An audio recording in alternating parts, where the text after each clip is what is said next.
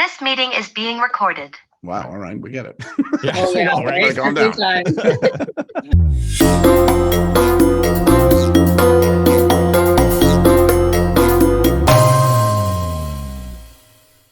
Joe Gatto, welcome to In the Spotlight. Thank you for joining us. Hello. I'm happy to be in the spotlight. We're happy to have you with us.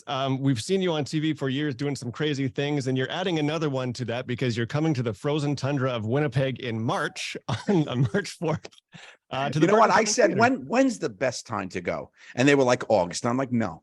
For me, let's do it in March. When the flowers are blooming in every other Canadian city, Winnipeg is still deep into it. I want to pack my scarves, my mittens. I want to show off my scarf and mitten game. And what better place to do that than Winnipeg? Exactly. Oh, but it's been so wonderful to watch you on Impractical Jokers all these years, and now you're doing the comedy tours. How's it been going for you? It's been great, man. It's been great. I've actually been yelled at so much online to come to Canada. It's been crazy. And it's so funny to think like, oh, they know me up there. So I'm really excited to come up there to Winnipeg. I've heard great things. I've been through I've never been through Winnipeg, and I am pretty excited to get up there because there's, you guys got a beautiful country up there with so much to see. So I guess I could go see every place I want to see when it's not frozen in March and then come back in late summer. Love it. Listen, it's pretty in the winter. It's just pretty from indoors. Gotcha. Every place has windows, so we'll be okay. Exactly. But I'm really excited to come up there and give some love to the Canadian fans. How do you think your time on Impractical Jokers, because you left the show this year? Was it this year? 2022 feels very long. Coming up on a year. Yep. Yeah. How do you think that prepared you? Because like Chris said, you had to do a lot of wacky stunts and pranks, and we both love it so much. Was there anything in particular in that show that prepared you to launch into stand-up or to feel confident in your stand-up routines? Yeah, I mean, no, I think life prepared me for that show because that's the way I've always made my friends laugh. Embarrassment comedy is always what I've done. So that show just showcased who I am. And I think that's the best part of it. Like, people know what they're getting when they're coming to see me, if you liked me on Impractical Jokers, you'll get to spend an hour with just me and get to learn more about me. That's what my stand-up really is. It's stories about me, of course, my time on the show and my friendship with those guys, because that's such a big part of my life. And then other parts of it that you don't necessarily get to hear that much about, parenting, my dog rescue stuff. And I also spend a lot of time helping you to live your most embarrassing life. I give lots of tips and tricks, like it's a TED talk up there about how to do it. So it's really been a great journey to spend time with the fans and they get to know me on a different level, which is great. That's great. Now, if we can go back a few years, what was it that kind of sparked your love and interest into the entertainment and comedy business to begin with? Movies, for sure. I loved movies growing up, and I loved watching TV with my father. Back in the day, we used to watch comedies together. We used to watch Tim Allen's Home Improvement together. We used to laugh and watch that. And, it was just always such a part of my life to laugh with the family. And to become that for people has been such a great journey. It's not lost on me. I love that. It's so funny because, that show was a decade of my life. Been doing it since I was doing it from 2011. And people that come out to see me now, they were 12 when they started watching me. They're like, I grew up with you, and I know what that feeling is like. I got to meet, and see people that I grew up watching and whatnot. So to be able to do that has been so cool to actually get to meet fans and make fans laugh in real life that grew up and knew me for such a long time. Yeah. Now, you touched on your dog rescuing. I called myself a cat mom the other day, and both my mom and my husband were like, "Don't start that." I'm like, "It's been years." But then I saw you basically call yourself a dog dad on your Instagram. You said, "Proud dad to kids and at Gatto pups and friends." Yes. No shame, because you're a legitimate not cat dad, sorry, dog dad. Yeah. I'm the Dogfather. That was the title of my book that I wrote. Yes. The Dogfather. My love of desserts, dogs, desserts, and growing up Italian. Like, that's me. So what sparked the I don't know if interest is the right word, but passion to adopt senior dogs and promote that? I was introduced there pretty heavily by my ex. We bought our first dog, Cannoli, And then we realized she had so many health issues and whatnot. She had dug in and educated herself on puppy mills and all, the industry and all the pitfalls. And then we just started getting introduced to all these wonderful rescues that are out here and all the work they do. So we just started adopting, and we adopted and didn't adopt it, don't stop it. Stop it, don't adopt, and we keep adopting. So that's we're up to about 30 dogs now, and we launched our own nonprofit. Gatto Pups and Friends is a animal sanctuary that we run for mostly senior dogs, or those that needed a home. The Gatto Pups and Friends, that's what we do. But we found a love for these old dogs that just wanted to live out their days with some belly rubs and get a nice good life at the end, and that's been so rewarding.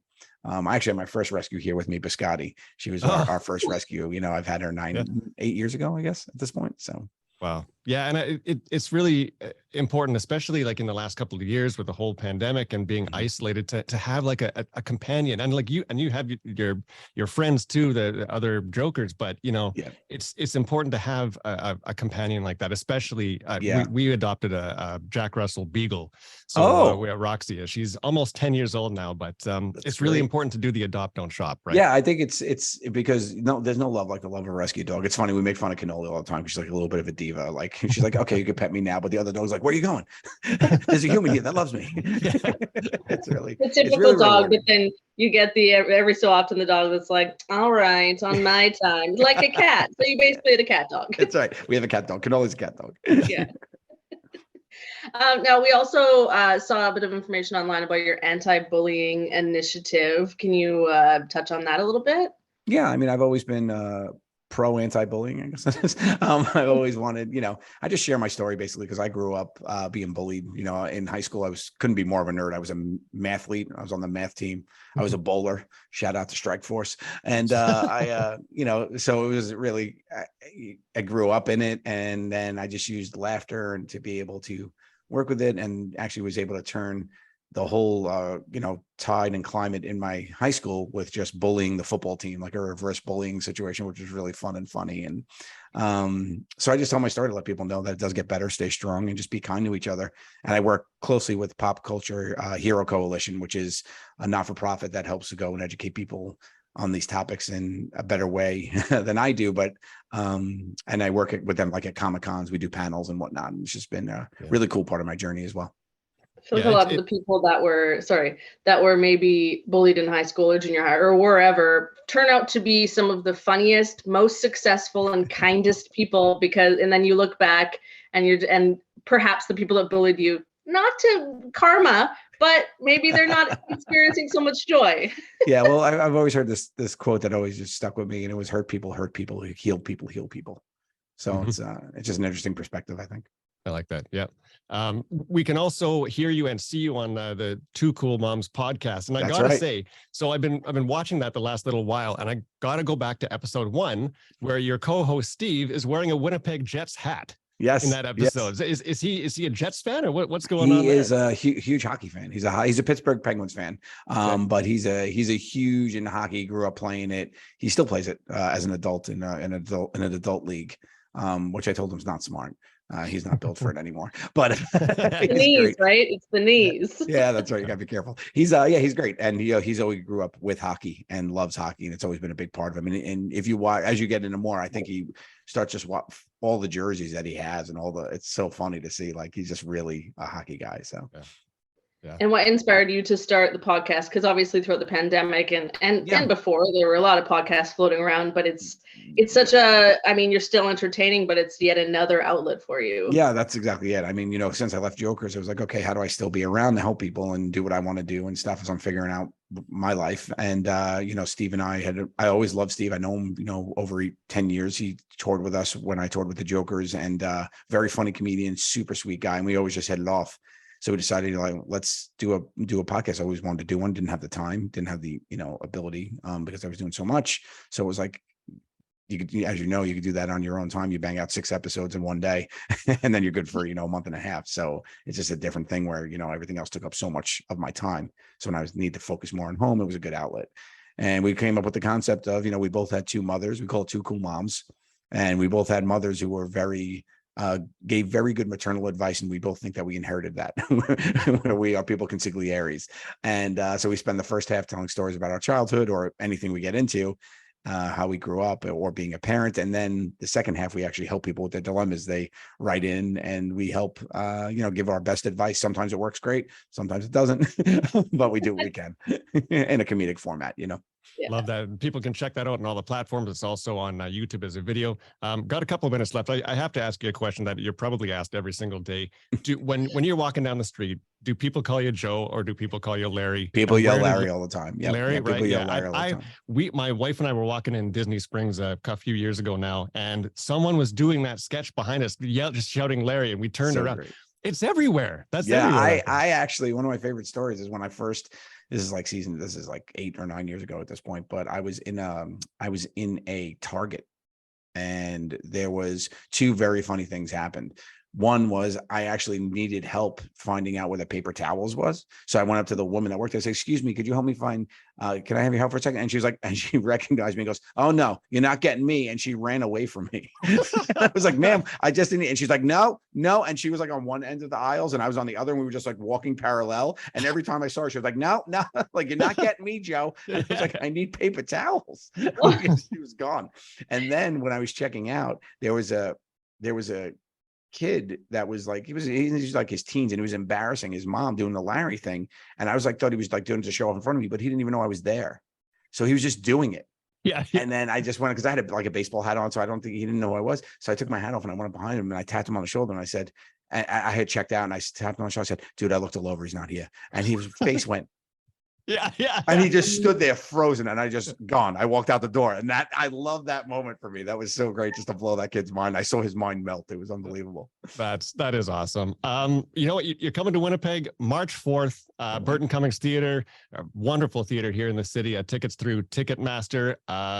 Hey, I saw that you just saw Violent Night. That whole movie was shot here in Winnipeg. Yes. The whole thing. It was in Winnipeg? Yeah, the whole thing was. We saw David Harbour and John Leguizamo at the spa one night. My wife and I were there. He's the best. Yeah. David's the best, man. I love Dave. I was fortunate enough to meet him at a Comic-Con, hung out and talked for a bit. He knew, he had told me he watched the show and stuff. So it was great because, I'm such a huge fan of him, and he crushed it. It was great. The whole movie was so much fun. I really enjoyed it. Gonna definitely even check the that trailer is wild. Even the watching the trailer, when just you like, watched okay, it, you're like, wait a second. Yeah, like there has to be so much more for a full-length movie. It's crazy. Yeah, they went for it. They went into it and they pay homage to all the classics, like the Die Hards and the Home Alone. Awesome. Like, it was really, really well done. Yeah. Well, you've impacted so many people's lives. You made so many people laugh. Pamela and I were at the radio station Christmas party the other day when I was scooping the mashed potatoes. I can't get the I ruined it for everybody. Mashed potatoes are officially scoop potatoes, and I hope you hit some people with them. Well, nearly. My wife was saying it too. Yeah, yeah. Oh, so you're a good influence in certain ways, bad influence, but it all comes together in kindness and laughter, right? I like it. Yeah, we try to meet in the middle there. Joe Gatto, thank you so much for your time. This is great. Thank you so much for having me in Canada, and I will see you guys there.